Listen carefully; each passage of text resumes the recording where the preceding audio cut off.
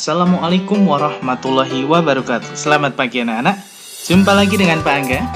Kali ini kita akan belajar bersama-sama materi kelas 5, tema ketiga tentang makanan sehat, subtema kedua, pembelajaran pertama.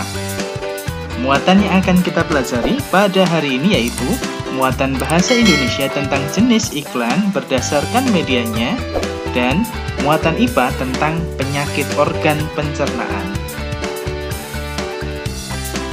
Silahkan disimak percakapan berikut. Dayu, semalam aku melihat iklan tentang obat sakit perut baru untuk anak-anak di televisi. Loh? Udin, wah, sudah ada iklan baru lagi. Sepertinya itu produk baru ya? Dayu, betul. Iklan itu menarik karena iklannya dibuat seperti film. Lani, ternyata media iklan itu bermacam-macam ya. Kalau kamu suka iklan di media cetak seperti di koran dan majalah atau media elektronik. Udin, kalau aku lebih suka media elektronik karena gambarnya dapat bergerak dan ada suaranya, jadi lebih seru. Lani, kalau aku suka kedua-duanya. Sekalipun iklan di media elektronik memang terdengar lebih sering, tetapi iklan di media cetak juga banyak yang bagus. Gambar-gambar yang dipergunakan memiliki warna yang cerah dan kalimat iklannya juga bagus-bagus. Nah, berdasarkan percakapan antara Dayu, Lani, dan Edo tadi, maka kita bisa menyimpulkan bahwa iklan berdasarkan medianya dibagi menjadi dua. Yang pertama adalah iklan media cetak. Iklan media cetak adalah iklan yang disebarkan atau dikampanyekan melalui media cetak. Contoh, iklan yang dimuat pada koran, tabloid, majalah, surat kabar, dan lain-lain. Dan yang kedua adalah iklan media elektronik. Iklan media elektronik adalah iklan yang menggunakan alat elektronik saat mempromosikan barang atau jasa. Contoh, iklan yang dimuat pada televisi, radio, internet, dan lain-lain. Sekarang kita akan membahas perbedaan iklan media cetak dan media elektronik. Yang pertama, iklan media cetak melalui proses percetakan, sedangkan kalau media elektronik iklannya melalui proses pemancaran atau transmisi. Yang kedua, iklan media cetak isi pesannya dapat dibaca berulang-ulang, sedangkan kalau media elektronik hanya dapat didengar sekilas sewaktu ada siaran. Yang ketiga, iklan media cetak dapat dibaca di mana saja dan kapan saja. Sedangkan kalau iklan media elektronik, isi pesan tidak dapat diulang karena cuma satu kali tayang. Kemudian, yang keempat, iklan media cetak hanya menyajikan gambar dan tulisan. Sedangkan kalau media elektronik menyajikan gambar bergerak dan suara. Yang kelima, iklan media cetak menyajikan peristiwa atau pendapat yang telah terjadi. Ya. Jadi kalau misalkan di media cetak itu ada gambar mie instan, itu pasti mie instannya sudah dibuat dulu, kemudian baru dijadikan ke iklan. Ya. Kemudian kalau media elektronik mampu menyajikan peristiwa atau pendapat yang telah ataupun yang sedang terjadi. Kemudian yang keenam, iklan di media cetak tidak dapat menyajikan pendapat narasumber secara langsung atau menggunakan audio atau suara. Sedangkan kalau iklan media elektronik dapat menyajikan pendapat atau audio dari narasumber secara langsung. Dan yang terakhir, bahasa yang digunakan di iklan media cetak cenderung formal, sedangkan bahasa yang digunakan di iklan media elektronik adalah bahasa formal dan non-formal, tergantung dari penggunaannya, ya. Perhatikan percakapan berikut. Lani, aduh perutku sakit. Dayu, wah kenapa Lan? Lani, sepertinya mahku kambuh. Dayu, Kemarin mahku juga kambuh, Lan. Dokter memberikan obat mah seperti yang ada di iklan televisi. Bahkan ada obat mah yang memiliki aneka rasa. Mungkin kamu pernah meminumnya. Lani, oh iya, aku jadi ingat. Ternyata aku memiliki obat mah yang kamu maksud di dalam tasku. Yu, terima kasih atas perhatiannya ya. Lalu, apa kata doktermu waktu itu? Dayu, apa yang menyebabkan mah kita kambuh? Tentunya kalian masih ingat saat cerita tentang Dayu dan penyakit mahnya di pembelajaran sebelumnya. Ya, sekarang coba kita ulas, kita bahas kembali penyebab seseorang dapat terserang mah.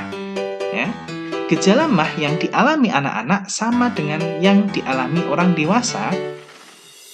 Pada anak-anak yang mudah memproduksi gas pada lambungnya, memiliki pantangan makanan.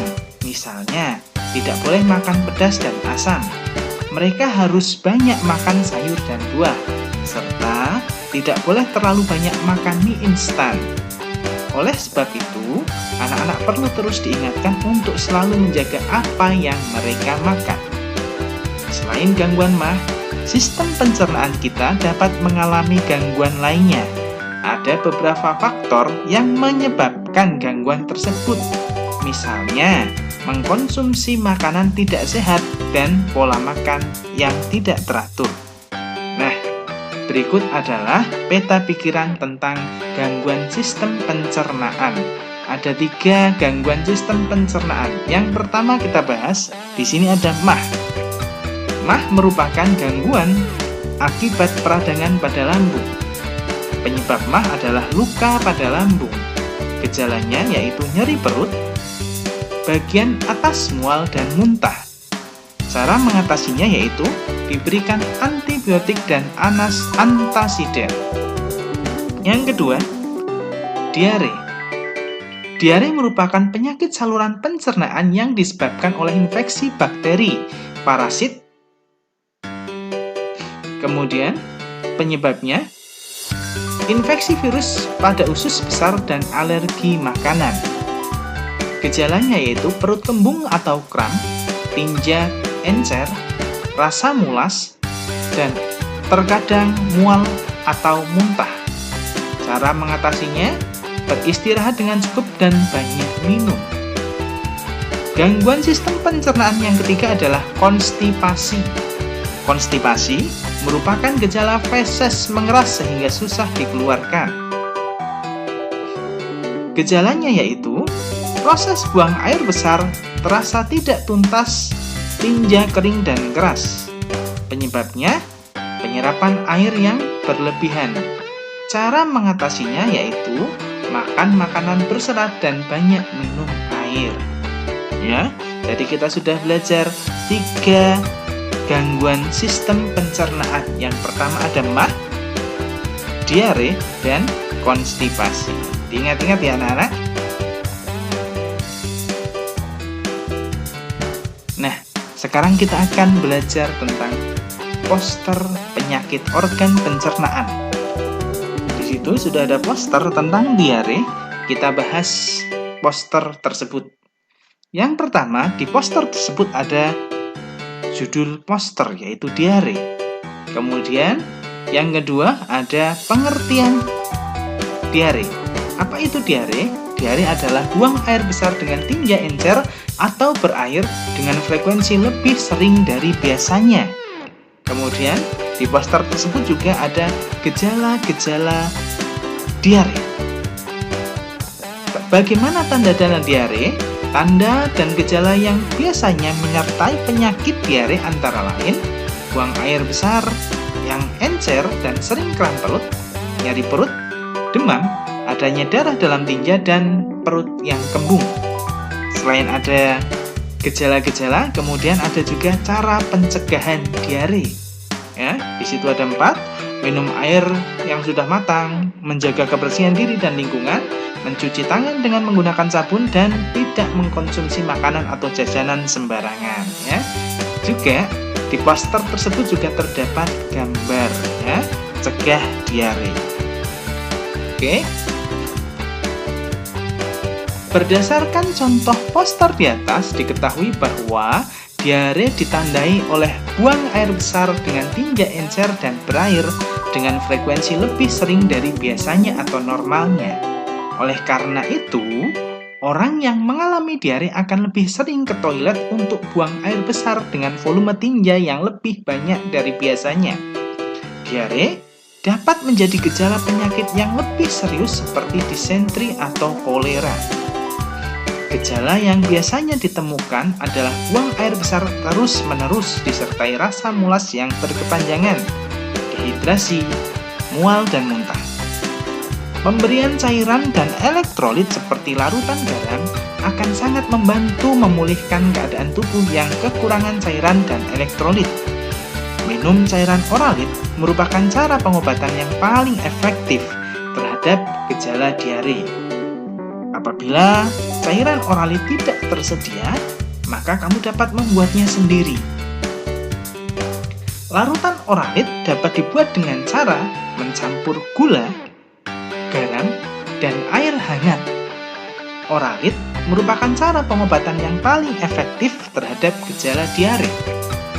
Larutan oralit dengan cara pembuatan yang sederhana mampu mencegah timbulnya dehidrasi. Oralit merupakan cairan yang mudah dibuat jika terkena dehidrasi, misalnya penderita diare atau mencer. Oralit merupakan larutan yang sangat penting bagi penderita diare. Larutan ini berfungsi untuk mencegah dehidrasi atau kekurangan air dan mineral. Dehidrasi yang terjadi pada penderita diare akan sangat berbahaya karena dapat memperparah keadaan bahkan hingga menyebabkan kematian. Ya anak-anak, demikian penjelasan tentang pembelajaran hari ini. Sekarang kita akan masuk ke bagian tugas atau akhir dari pembelajaran hari ini. Tugas kalian hari ini yaitu 1. Jelaskan pengertian iklan media cetak. 2. Jelaskan pengertian iklan media elektronik. 3. Sebutkan 3 perbedaan iklan media cetak dengan media elektronik. Dan yang keempat, tuliskan 2 contoh penyakit organ pencernaan disertai dengan pengertiannya, penyebabnya, gejalanya, dan cara mengatasi. Oke? Selamat belajar, selamat mengerjakan tugas. Tetap semangat. Pak Angga akhiri. Wassalamualaikum warahmatullahi wabarakatuh.